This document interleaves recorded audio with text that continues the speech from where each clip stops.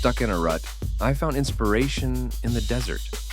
Watching the wind shape sand dunes, I realized how persistence can create beauty. The winds, though invisible, tirelessly mold the dunes into stunning forms.